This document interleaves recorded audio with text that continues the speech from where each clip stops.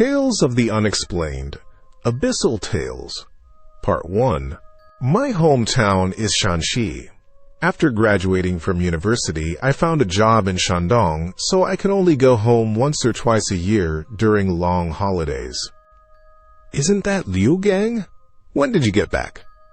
It was November 2016. I was back home with nothing to do, so I decided to wander around the market. As I walked down the street, I ran into a middle school classmate.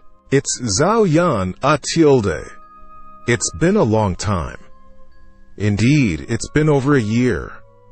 His name is Liu Gang. We had a good relationship when we were in school together. Later, I went to a university out of town and our contact became less frequent. We only occasionally got together when I came home for holidays to visit relatives. Let's find a place, brother, to have a drink and catch up properly. I had nothing to do that day and it was rare to meet an old classmate, so I pulled him to a restaurant. We had some drinks and reminisced. Second brother's home cooking. We didn't go far. There was a home-style restaurant at the edge of the village, run by a local. I ordered a few dishes and several bottles of beer, and the two of us started drinking. Come on, cheers. At first, we were both a bit reserved. After all, we'd entered society and were working in different industries. But after a few drinks, that sense of unfamiliarity faded away. How are things? Doing well, I hear. I heard he'd opened a supermarket in the county, so I wanted to ask him about his business. Sigh. If I were doing well, who would be working in a mine? But Liu Gang looked dejected. He said the supermarket business hadn't been good, and he'd sold it off a long time ago. After 2 years of hard work, he not only hadn't saved any money, but he also owed some debts. Now he was working in a mine. I've heard that strange things often happen down in the mines. Have you ever encountered anything? Our area is full of mines. To put it bluntly, anyone without special skills, as long as they have strength, can go down into the mine to work and earn money. I also often heard people say that there are all sorts of bizarre and eerie things hidden deep within the mine tunnels. Fueled by the alcohol, I asked Liu Gang if he had ever encountered anything. How could I not? Liu Gang tilted his head back, finished the drink in his hand, and sighed. Then he began to tell me about several eerie incidents he had encountered since he started working in the mine. Liu Gang quitting time! The mine Liu Gang worked at was quite far from our village. He was afraid people in the village would find out and mock him for his lack of ability. That mine was called Dongsheng Mine. It was privately owned and not very large. One time, it was quitting time, but he hadn't finished his quota, so he worked for a little longer. You guys go ahead, I'll just finish this bit. He didn't leave work with his fellow shift workers. By the time he finished his quota and was heading out of the shaft, the tunnel he was in was already empty. He carried his shovel and walked towards the cable car. There were many roads in the tunnel. Some were abandoned and some were newly opened. As Liu Gang passed a fork in the road, he heard the sound of someone pacing inside. That was a tunnel that had been abandoned for a long time. No one would use it to go to or from work. The sound of footsteps made Liu Gang turn his head to look.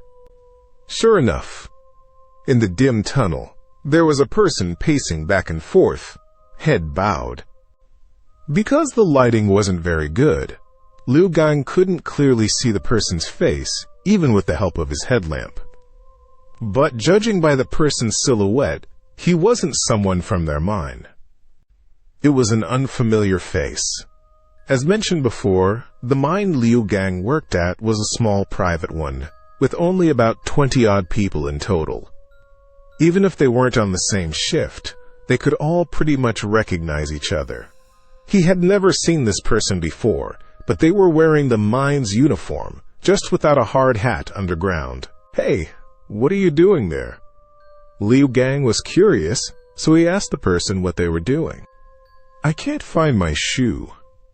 The person didn't look at Liu Gang, but kept their head down, searching the ground, muttering that their shoe is missing, and they were looking for it. How are you going to find it in the dark? Liu Gang found it amusing. He thought, how could this person lose their shoe? And even if you're looking for a shoe, you need a light. How can you find it in the dark? Let me help you look. Liu Gang was also a warm-hearted person. Hearing that the person had lost their shoe, he decided to help them look for it. Liu Gang took a few steps forward and saw that the person indeed had one bare foot without a shoe on. Which shift are you on? I don't think I've seen you before. Although the person looked unfamiliar, they were still from the same mine. Out of kindness, Liu Gang walked into the tunnel, wanting to help them search. I can't find my shoe. Liu Gang was searching the ground with his headlamp and asked the person which shift they were on. But no matter how many times Liu Gang asked, the person didn't give a proper answer, only repeatedly muttering the same phrase. Their shoe was missing. This tunnel has been abandoned for ages. What are you doing in here? The more Liu Gang thought about it, the stranger it seemed. He looked around the tunnel they were in. It had been abandoned for a long time. He then asked the person why they would have lost their shoe in this derelict tunnel. I can't find my shoe. But the person acted as if they hadn't heard Liu Gang, continuing to search for their shoe on their own. Which shift are you on, really? Liu Gang's immediate thought was that the person might have a mental problem, as he had seen people go crazy or become foolish in the mine before. With this in mind, Liu Gang stopped searching and loudly demanded to know if the person was even from the mine. I can't find my shoe. Liu Gang's shout was loud, echoing repeatedly in the enclosed tunnel. But even with such a loud voice, the person showed no reaction. Are you a ghost? This was starting to make Liu Gang afraid. Stories he had heard from fellow miners about encountering ghosts in the tunnels flashed through his mind. He wondered if he had just encountered a ghost himself. I can't find my shoe! Liu Gang had by now moved behind the person. Just as the person turned around, the beam of Liu Gang's headlamp shone directly onto their face. Gasp!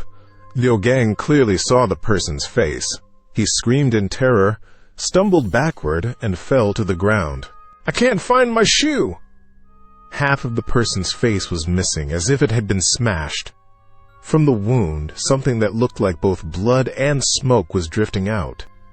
You don't come any closer. Liu Gang, having fallen to the ground, felt his legs turn to jelly. He wanted to stand but couldn't, only able to scoot backward on the ground. I can't find my shoe!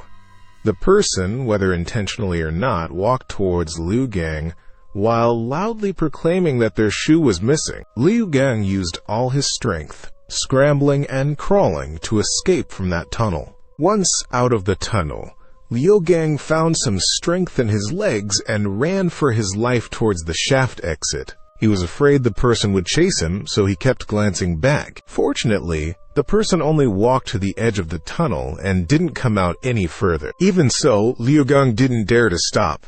As a result, he bumped headfirst into someone who was walking towards him. It's dangerous for you to run like that in the tunnel, kid. Liu Gang hastily looked up and recognized the person. It was Wu Da-cheng from another shift, along with a few others from his shift. There's a ghost!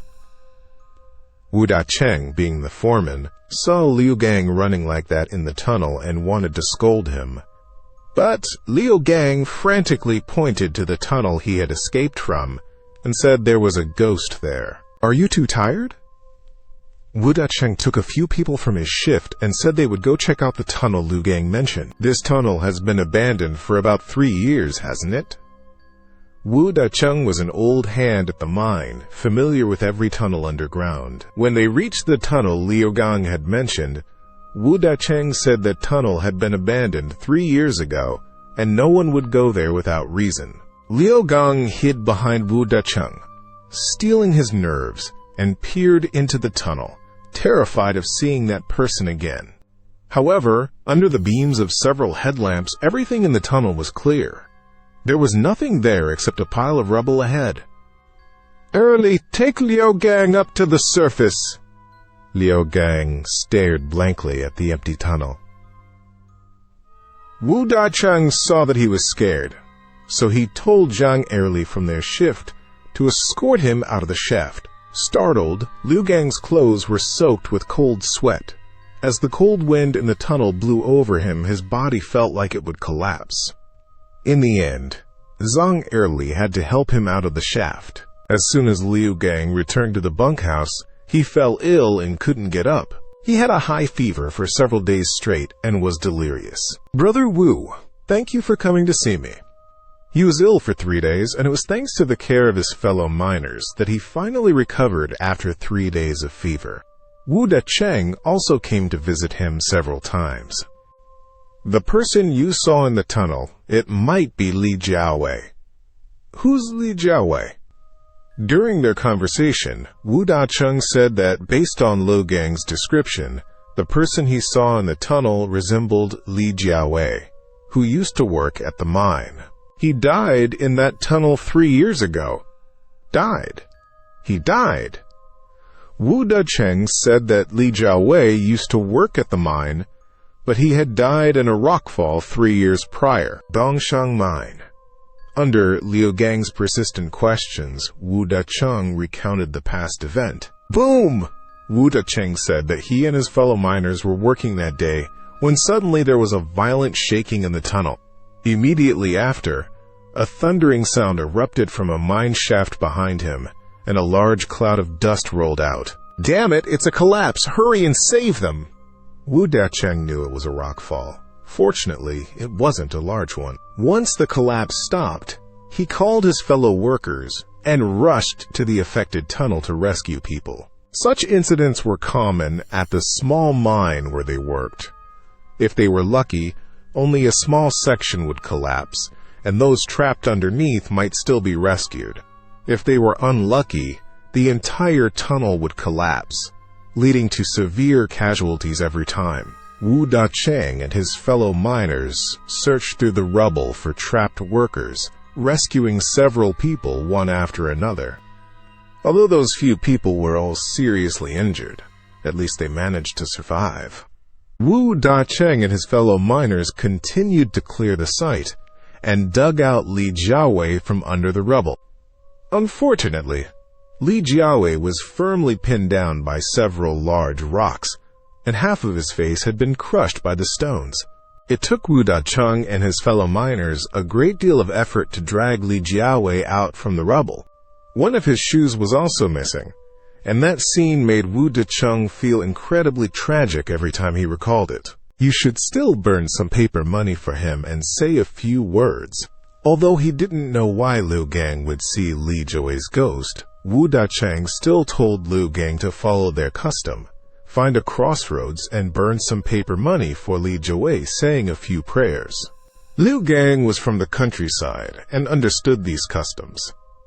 Without waiting to fully recover, he bought yellow paper and found a crossroads, where he burned it for Li Jiawei. Consider this fate. From now on, every year I'll burn a pair of shoes for you so you won't have to go barefoot. He even specially bought a new pair of shoes and burned them for Li Jiawei, and he promised that every year from then on, he would burn a pair of shoes for him, so he wouldn't have to go barefoot even as a ghost. What happened next? Did you see him again? After Liu Gang finished telling the story of encountering the ghost underground, I quickly asked him if he had seen Li Jiawei again later.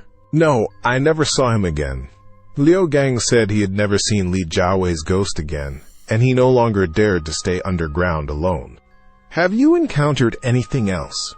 Tell me about it, Tilde. Liu Gang's story gave me goosebumps. After a few more drinks, I asked him to tell me about other things he'd encountered. Second brother's tea house. Liu Gang had also had too much to drink, so he told me a few more frightening stories he had encountered underground.